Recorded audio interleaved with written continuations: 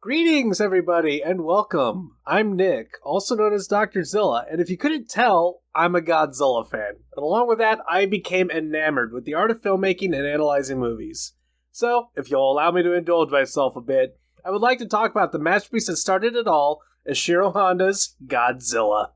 Let me start off by saying that this is not going to be an in-depth look into the history and making of. If that's what you're after, let me direct you to look at Big Action Bill's video on the subject, or perhaps Wikizilla. They do a much better job than I ever could, and I can't recommend them enough. Also, a bit of a disclaimer, I will be talking spoilers for this now over 70-year-old movie, and I will be assuming that you have watched it in its entirety. With that being said, I will admit it's hard to say anything about this movie that hasn't already been said. It's earned its place in history as one of the greatest films of all time, and for damn good reason. It's well shot, a story well told, and basically pioneered an entire genre of filmmaking and special effects. But that's just the thing. It's a well-shot drama, which I have heard seldom anyone talk about, and until recently, even I didn't notice how good.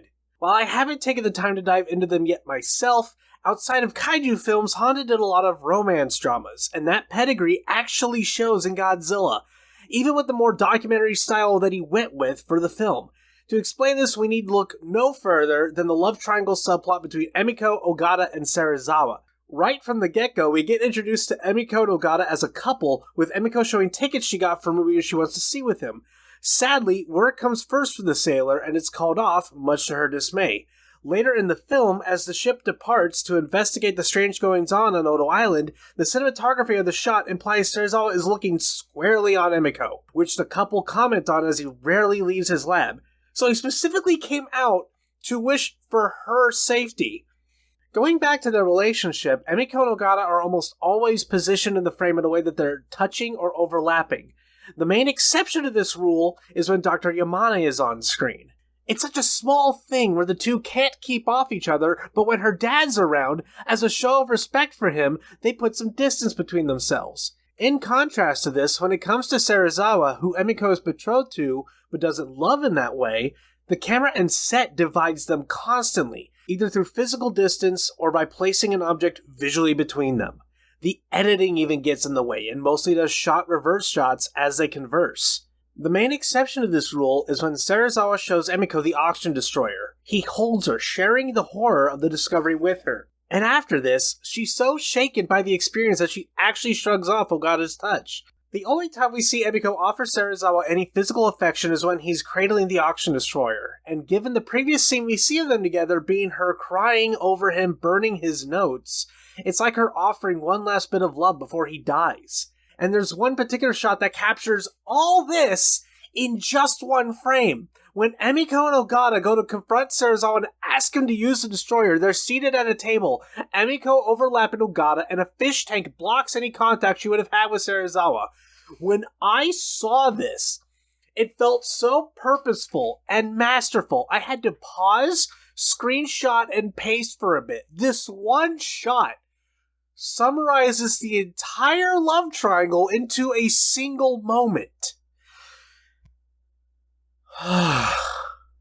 Shifting gears a bit, it's interesting comparing how this film does setup and payoff versus something more modern. There's two examples that I can think of, the atomic breath and Godzilla's reaction to light. In the beginning of the film, the ships are set ablaze by a blinding flash of light.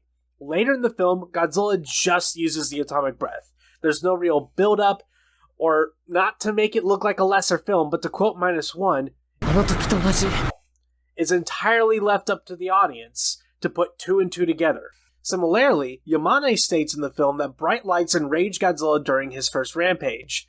And during the second rampage, we see the evidence of this as Godzilla repeatedly moves to attack brightly lit buildings and objects. But the film just shows this. It doesn't reinforce it with the repeating of dialogue. There's so much more I could talk about, like how in the entire first half of the film, Dr. Yamane is firmly against killing Godzilla. But at the end of the second rampage, Yamane looks at the horror as everyone around him curses and wishes for Godzilla to be brought down. The next day, we hear on the radio that he joined the countermeasures team. Or how Serizawa only looks at the horror going on outside from his lab on the television.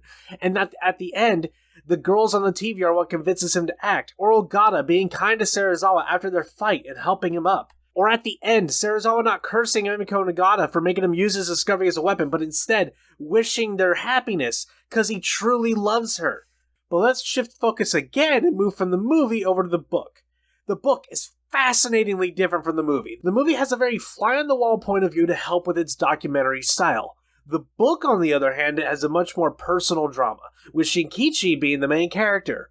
It starts on him, focuses on his relationships with Emiko and Yamane, and often subs him for Ogata in a lot of scenes, to help build a sibling-like relationship between him and Emiko.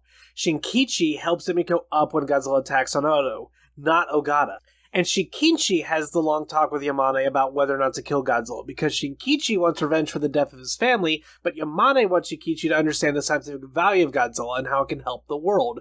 To quote, "Fortunately, this chance, Professor Yamane's explanation was so passionate and grandiose that Shinkichi could barely get a word in edgewise, has been given to Japan.